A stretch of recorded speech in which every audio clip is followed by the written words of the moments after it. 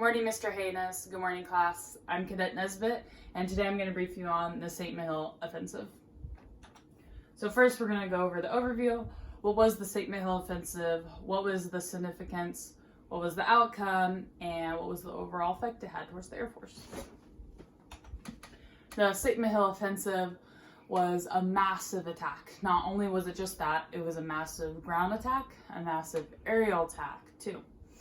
Essentially, it was aimed to capture St. Mihiel, which was a major city of the Axis powers. And later on, they actually call this battle the Allies' first D-Day, because it's very similar how we stormed the beaches of Normandy during World War II. We were storming the German front line that hasn't been budged inches for months. And so the significance of this is, as you can see here, here's the German front line 6 days before and then 6 days after. That's hundreds of miles. That's huge, especially for World War I, where you would fight for years and maybe gain a couple miles, not even that. This was hundreds of miles, and this was a 6 day long battle.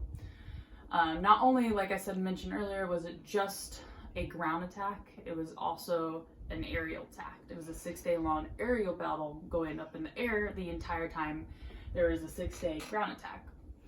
Essentially what they would do is rotate each other out, so it was day in, day out. Just non-stop. You just kept rotating. The Allies had around 1,100 aircrafts, while the Germans, or the Axis powers, had 600 aircraft. And it was a very formidable battle because the Germans had very good pilots too. And this was also the largest air battle of this war.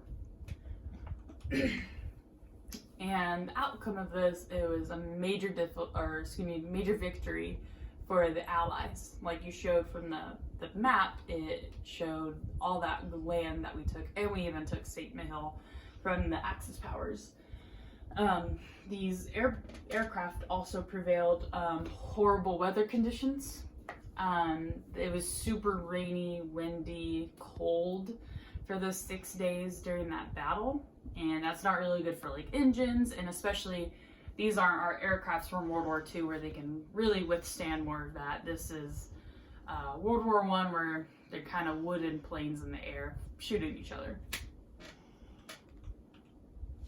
So finally, I'm going to go over the overall effect from this. The overall effect, it really displayed what air supremacy can do for a battle. And it also showed that really this battle, especially in the air, paved the way for victory for the Allies and paved the way of defeat towards the Axis powers. And then, as you can see here, General Billy Mitchell, right here, he pushed for an Air Force, as we all know. But that's him right there in his aircraft when he was a colonel. He was actually the commander of this attack, so he led the charge with his men in the air. And so he really, one-on-one, hand-to-hand, like saw what these aircraft can do to each other and how it can really destroy the enemy, but also how it can help out the ground people below, because that's really difficult to move ground rather than air. You could just go over them. So he really saw what air supremacy can do towards a battle.